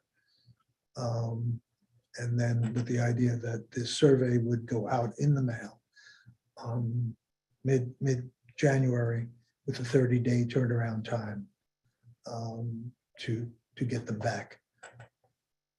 And then the analysis would happen after that. So it is a lot of money, but when we consider we haven't done it for 30 years and we're paying $50,000 or $48,000 for consulting, we think it's warranted and that the outcome will be well worth the investment. Thank you. So the priority, and I don't mean to say 1 versus 2 or 2 versus 1. Your timeline though is your request number 1, because if your next workshop is September 21st, can that get out in time, sent out? If Yeah, it's we could get that The out. 5th, what's today, the 14th? Mhm. 14th. We could The get penny it out. saver could turn that around in time. Oh, that would not go, that would go out on postcards Right, to the individual address. Oh, yeah, the penny saver could do that. they but can do that by the, Yes, that's next week, right? yes. Mhm. Oh, yeah, it's 7 days. It's, they Yeah. are on standby. Oh, We okay, had hoped to hear back on that earlier, but, everyone, we have lots of things to do. So, Thank you. thank you. Appreciate it. All right, the next item of business under new business is to schedule a public hearing regarding battery energy storage systems.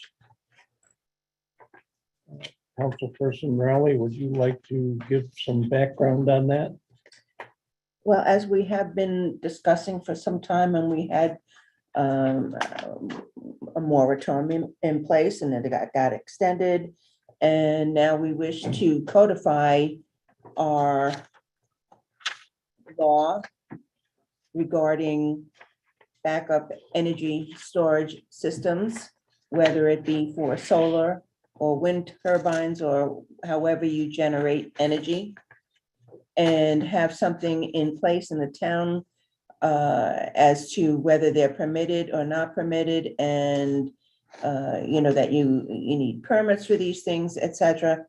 But one of the big provisions and the law that we have come up with, we had a workshop and we came to consensus as to how we'd like that law to look.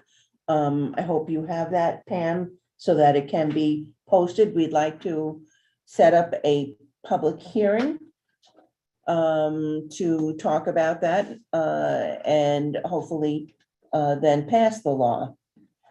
So tonight we need to have a resolution to call for a public hearing. And people will have a chance to look at the proposed law.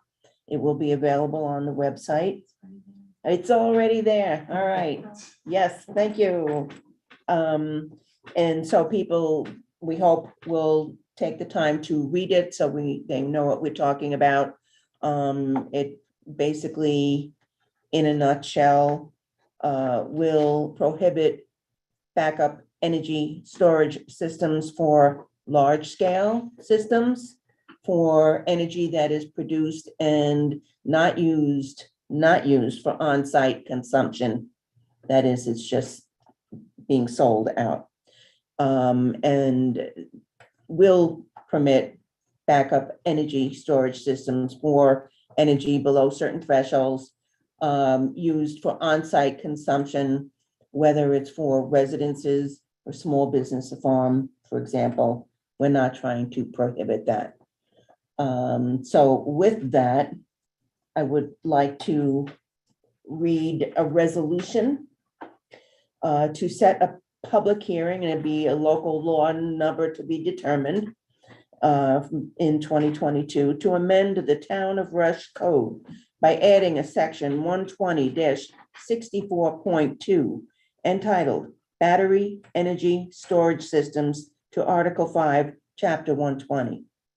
Whereas the town board has identified the need to amend the Rush Town Code by adding a section 120-64.2 entitled Battery Energy Storage Systems to Article 5, Chapter 120, in order to regulate the use of battery energy storage systems and to prohibit large-scale battery energy storage systems in the town.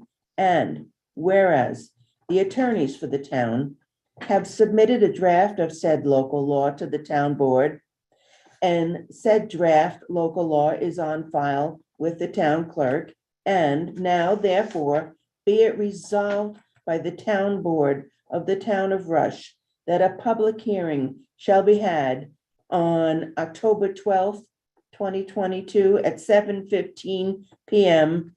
for the purpose of adopting local law number to be determined 2022 to amend the Rush Town Code by adding a section 120-64.2 entitled Battery Energy Storage Systems to Article 5, Chapter 120, and be it further resolved that the town clerk advertise for said public hearing in a manner consistent with law, and be it further resolved that the town clerk cause a copy of the proposed local law to be sent to Monroe County Planning and Development for its review pursuant to General Municipal Law, Section 239M.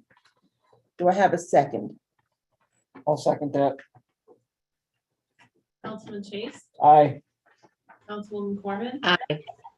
Councilwoman Morelli. And Lulliver, Aye. Busey, Aye. All right. We can now move on to a,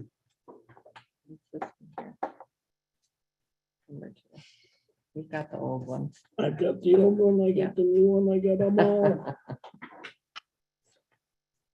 Proposed resolution to appoint temporary position of bookkeeper filled by Catherine Hankins. A little bit of background, as you heard earlier, when Tina DeNegro was making her presentation, we have really changed the financial reporting system significantly, the budget preparation process significantly, and we're now trying to figure out just exactly what we need in the finance office to be on site, to be the go-between between finance office and EFPR, who is doing our financial preparation. Catherine Hankins, as you heard, has had a lot of experience doing that. She started out when Dan Klimick was close to leaving, and she's been doing it ever since. We need to make sure that that function in the process does not fall apart. So I'd like to appoint Catherine Hankins to a position, I don't know what to call it. I guess temporarily bookkeeper until we get it sorted out. Unless anyone has a alternative suggestion, that's what I'd like to propose. Any discussion on that? You say until we get it sorted out. Yes, Do you have any idea what that is in time frame? the whole, or I wouldn't say the whole, the biggest issue is that the town clerk has provided me with several resumes. And as the relationship with EFPR goes on, those resumes become more inappropriate for the job. And we've had a couple of people turn us down already. I've got 2 Cracker Jack resumes, but they aren't going to be interested. I can tell you by what they've written. They will not be interested in the job that I think we're eventually going to end up with. And when you say, well, what is that job going to encompass? Well, it's going to be making sure our checks get printed on time, making sure our paychecks go out on time, making sure our benefits adjustments get recorded correctly. Just general clerical work that cannot be let go for 1 week. We have engaged EFPR Solutions to assist us We have, to get all those financial reporting obligations done. correct. Aren't they doing any of this now? Can't we They- continue or have them They do not, take this on? they do not provide an on-site person to do this stuff. All of the stuff I'm talking about is done on-site. And they do not communicate directly with department heads and town board people. They want one person on site that they communicate with. And that's their procedure with all of their clients. So I think that what we probably, let me rephrase that. Let me say, I would not be surprised if this is, ends up being a maybe 1 day a week job, maybe 2 day a week job. It certainly isn't gonna have the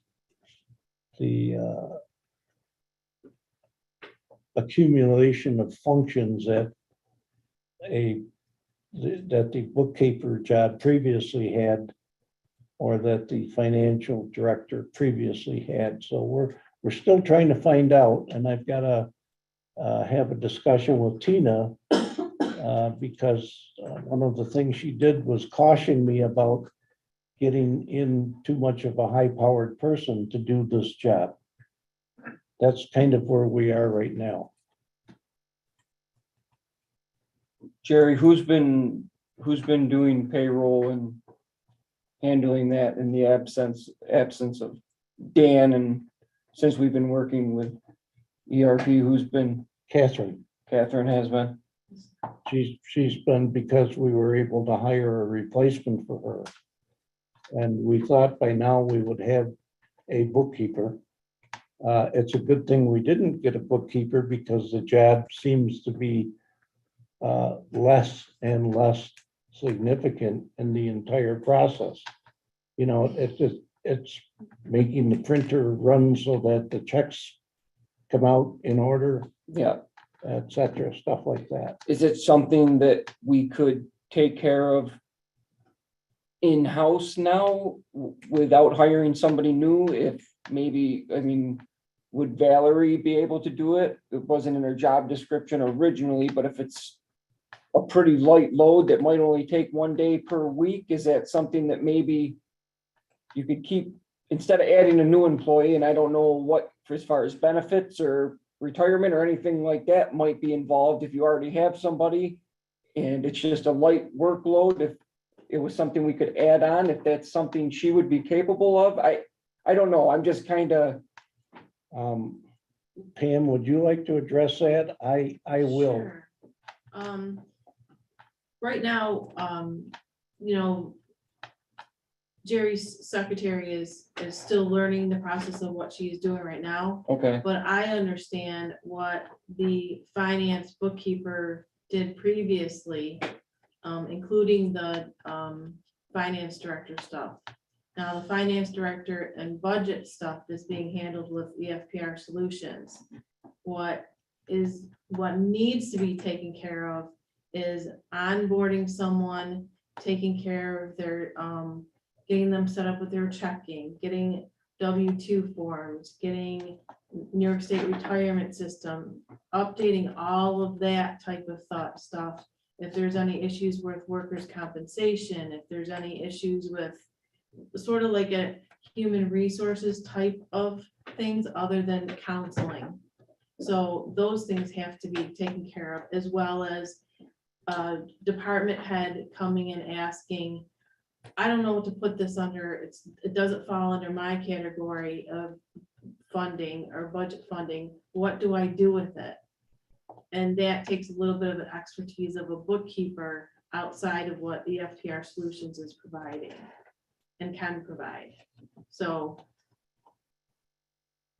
the items that were done by the secretary of the supervisor previously included some of that information, but all of that private social security, all that type of information was housed with the bookkeeper. So right now, in-house, we do take care of like the payroll coming in. We do have to get everyone all set up for that and give it to EFPR Solutions so they can put it in. It could be that, you know, a person in the court or a person in the recreation or someone that works part-time, only a few hours of the week. I would realize that they're not on the payroll, but we're sending the information to outsourcing it. The outsourcing people would not realize that that is not in. There is also, there will continue to be an interface with the highway payroll clerk. Correct, yes. To, And that's complicated when they're doing their overtime and what accounts, that's a little complicated. I guess I don't understand, and I'm trying to, since being here. You bring up payroll, and from what I've been gathering over time since my tenure on the board, that this process is overly cumbersome. And in this day and age, when there's so many automated payroll programs, and I don't know whether anything has been discussed with the EFPR. If not, I'd like to do that and make it more automated. In other words, people enter in their own time. I mean, this is what happens in private industry, okay? I don't know. Yeah. And then, but of course, it gets reviewed. You can't just put in, hey, I worked in 100 hours this week and it's gonna pass. No, someone, you know, the department head will review the input for their department, and then it just goes. It just happens automatically and not require. I mean, there have been days, you know, I can't talk, I'm working on payroll, and I don't get it. I just don't get that. Time and time again, it's a lot of hours. I'm sorry. You know, again, I'm coming in from the outside into a municipality because this doesn't happen. You know, there are systems that are designed to do this. People are responsible for putting their time in. If they don't, well, guess what? Maybe they have to wait for the next payroll period to get those couple of hours in. You know, there's consequences to, you know, not entering your time on time.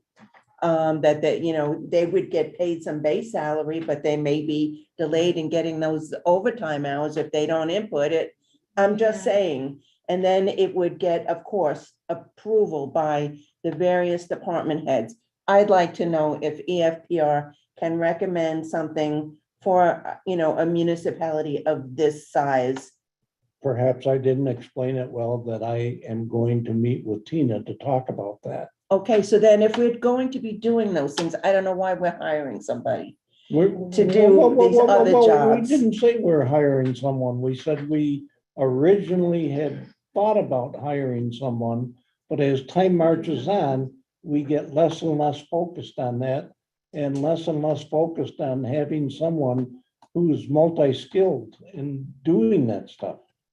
The accumulation of all of our payroll does go to the secretary, to the supervisor. And is provided to EFPR Solutions. We have used in the past Paychex, ADP. We have used those. Those are extremely costly. I know. They're not only extremely costly, And but their customer service isn't exactly No. commensurate with the cost. Hey, I'm not arguing Yeah. with those I other just- things. I just know from experience, even if there's so many part-time people here, if someone's out sick and they handed it into someone else, and they're not in, and they don't get it upstairs on time, it just. No, you have your, however you enter it in remotely at computer at work, wherever every employee is responsible for entering their own time. Probably licensing and a cost, yes. Probably. Yeah, but we're licensing and a paying cost. people hours upon hours over it all year. We're paying payroll hours, so I think we need to know. I guess I'm not following you on that. In other words, remark. we're paying people here, my understanding, and I could be wrong, but my observation is that we are paying people to work hours upon hours to deal with payroll on a recurring basis. It's always like, oh, I got payroll, you know, Perhaps your experience is different, but mine isn't. Yeah. And what we're trying to do is transition, and it's not going as quickly as I thought it would originally. It's going slow because we continue to find ways to improve what's being done by EFPR. EFPR has recommended things to us that I never even. And when I look at it, I say, oh my gosh, we got to do that. I should add here that this is not to convert Catherine Hankins to a permanent, long-term bookkeeper. This is to get us through this period of transition so that the ball doesn't get dropped and so that we don't have any employee dissatisfaction. I feel very strongly about employee satisfaction. We don't want any ball to get dropped so they get a partial paycheck and we'll get it to you next week. It doesn't work like that. I anybody, obviously, that's not the intent. I'm trying to look, and I get we have some interim issues, but I really want us to be working towards, you know, this bigger picture of, you know, streamlining the process. I think Because that I think probably it failed will in trying exist. to explain that to you, that that's the mission. Well, I That's the know, it's just that I focus, that's have the brought it goal. up many times during these 9 months. Sorry, but I have. There's And a I- lot of hours that are going into trying to get this to go smoothly. And we didn't I start know, this 9 months transition ago. is hard. Been there, done that, I get it. I just want us to be striving We towards are. looking at that, but that was not conveyed to me that we're looking at a different payroll system and a way of streamlining the process. I'm happy to hear it. I am. Well, it was, Okay. right at this table. Would it be fair then to put a timeline on Catherine's temporary? No, No? because I can't put a timeline on Okay. the other side of that coin. Yep. I can only tell you that, based on my understanding of what's going on, based on my understanding of what what has transpired over, not 9 months, over the past 3 or 4 months,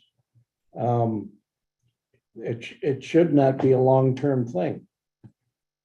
Definitely will not be a long-term thing. Okay, I was just No, trying we're to not get more gonna terminate information. a person acting in that position and wait for something disastrous to happen before we hire somebody else. Catherine knows that her time is limited by her choice. And she is providing a very, very needed function right now until we decide what is it that we need? What is it that we need to take her place? I don't know. And we're still working on that to find that out. Now, how can I better explain that to you? I just wanted assurance that we are working and, with our consultants who are, had a lot to do to get things in order. I get that. And that we are working towards streamlining the process. That's my goal.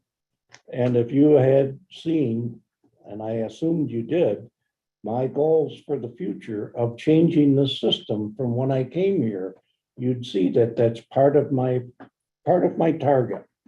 But it's a target that has been moving.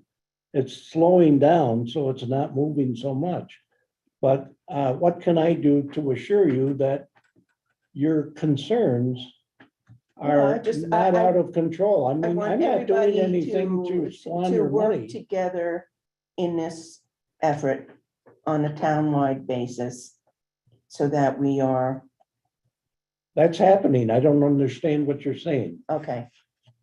I could live with a temporary position. That's what we're talking about. I know, I get that, but I cannot just say, okay, without the bigger discussion of like dealing with the issue. I'm not asking you to. I'm asking you to listen to what I've got to say. If you really have a valid concern about it, let's talk about that. But right now, we're doing what we need to do to process payroll, to process insurance, to process benefits. All that stuff is something at a new level that is different than what we thought was going to happen back here, not 9 months ago, 3 and 4 months ago. Any other comments? Nope. All right. Would you like me to read the resolution? I would like you to read the resolution, please. I so move to authorize the supervisor's appointment of Catherine Hankins as bookkeeper for a temporary period beginning September 2nd, 2022 at step 1. Is there a second? I will second that. Councilman Aye. Corbin, Aye. Morelli. Aye. Councilman Lulliver, Aye. Supervisor Cusey, Aye. Thank you very much.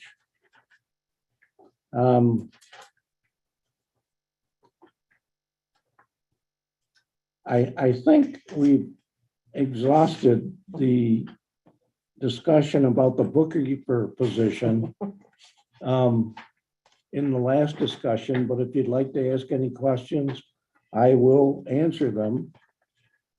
Or we can move on to the next business item. Having heard no request, we will move on to the Fairport BOCES use of the Rush Riverside Refuge for storing their landscaping equipment. And Deputy Supervisor Corbin, you have been involved with that. Yes, I have. I know not as much as you do about it, but if you'd like to lead that discussion, that would be appreciated. Thank you. We have leased the Rush Riverside Refuge small portion to a Horse's Friend. We also have Fairport BOCES 1 that comes over and uses it as an educational landscaping program. And they would like to store a few tractors in one of the buildings that a Horse's Friend currently leases. So under our agreement, the town board has to approve if that were going to take place. And so we want to see if the town board is, have a discussion. We have prepared a draft resolution to allow that to happen. It would be for this school calendar year. BOCES one has submitted a calendar starting on Monday, actually, September 19th, and running through June 2nd, 2023. And they would be working with a Horse's Friend in conjunction of where their equipment would be put. And a Horse's Friend is okay with that, if the town board is okay with that. There's one added information, and that is our attorney for the town has advised to ensure that we are covered in the event of any loss by either Fairport. I believe, David, you suggested let a Horse's Friend and Fairport BOCES work that out between them, but we've got to make sure that we are covered for loss. That's correct. And that's what we have in the proposed resolution. I mean, in Fairport BOCES, this isn't, they've been there. But we have not been able to find from previous administrations any Anything. insurance or any agreements. Okay. I'll give you a little bit of history. When we received that property from the state, up until that time, Fairport BOCES, well, let me rephrase that. BOCES there had a landscape program Yeah, that they used to take care of the grounds over there. Well, then, when we became the owners of the property, they moved that landscape operation over to Fairport. And all of a sudden, we were looking at unkempt grounds, and the highway department didn't want to have anything to do with it because they would have had to hire more people. And I went and visited the superintendent of BOCES over there and made a deal where they said, wow, we'd love to still have the use of that property to train our students. And it's been going on basically ever since. so, and I understand this, but just so if any of the residents need to understand it, they are providing the town a service as well as they're renting that building, but they're providing a service. They're mowing there during the school year. They've never rented the building. Right, but I mean, they're, for use of the building, I shouldn't say rent, but for use of the building, they're maintaining some of the property, mowing around there, weed eating and stuff like that as part of their landscape. The only reason they program. use that building for storing their equipment is because that's the equipment they use on site. Right, And to transport it here is a PIA. yes, yep. But just so the residents they're not just putting stuff in there and No, they're pulling that stuff out on a weekly basis or however often their class is coming. They're mowing lawns around that property, weeding around that property and doing other things with that equipment. 100%. Good. And then they take the equipment back in the In summer. the, yep, in their off season. When they're when on, not when there. school's closed, Yep. right? Okay, Thanks for clarifying that. Yeah. Does that affect any of the terms of our lease with Horse's Friend? Does it affect any money for rent? No, It does not. the property is leased to Horse's Friend. Horse's Friend has the right to determine whether or not they want to allow anybody to use that. And if they were to, as in this case they are, they need to get our approval to allow them to do that. Okay. Would you like me to Yes. read? All right. I so move that a Horse's Friend will allow Fairport BOCES one to store its equipment at 6565 East River Road, Rush, New York, and a building that a Horse's Friend designates. This agreement begins September 19th, 2022 through June 2nd, 2023. The town also agrees to the Fairport BOCES one tentative mowing schedule. It is also agreed that BOCES one shall provide insurance naming the town of Rush as an insured. Is there a second? I'll second that. Councilman, Aye. Councilwoman Corbin, Aye. Aye. Supervisor, or Councilman Wilbur, Aye. Supervisor Pusey. Aye. All right, we've already heard a update from Tina on the budget. And we'll see that in probably the next meeting. And the last thing on our agenda is if Councilperson Morelli has any updates on the water project to share. We did compile the results of the survey that was sent out. They were shared with MRB, our engineer. So I'm waiting for some to see what they are going to come back with as a result of that. You know, what the recommendations would be for, say, a water district here or not there or whatever, and where we move forward. So I am waiting for that. And I know that MRB has also sent you, Jerry, a proposal to work on a lot of this stuff, so that at some point there's a lot to it. I think we all got copies of this. We did. And so we need to, at some point, get through this and decide what we're going to do to move forward. A lot of this work will be used to apply for further grants. There's just a lot of information that goes into these grants, and they require this tons of background information. So so I guess, we'll have to take a look at this sooner rather than later, but I am looking forward to getting their thoughts about our survey that we put out as a town to the residents.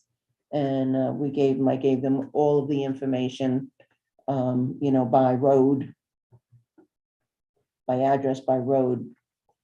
So they know who, where it's more favorably viewed, how favorable, the percentages, et cetera, et cetera.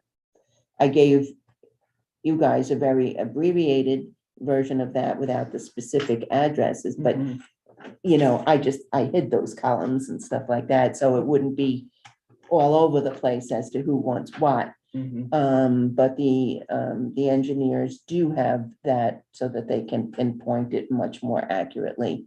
This section, you have a long road. Well, this section is very much interested. They don't need it here, but they need it here, kind of thing. So I'm hoping that they'll get back to us, but we do need to get back to them and tell them what we want them to do on this That's why I proposal. sent that out, hoping to get feedback from all of you.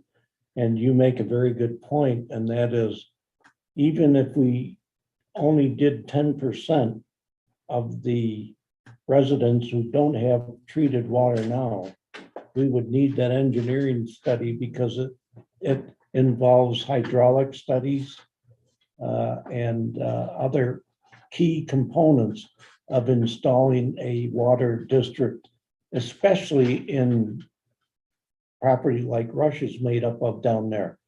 It's like this, and you've got a lot of stuff to take into account instead of on a flat plane like this, just putting in water lines. Right. The other good thing about this is it is inevitable in my thoughts that water will someday come to the entire town of Rush. And because land doesn't change, the topography will be the same in 10 years as it is now. This will be archived and would be available to use at that time. That's a good thing.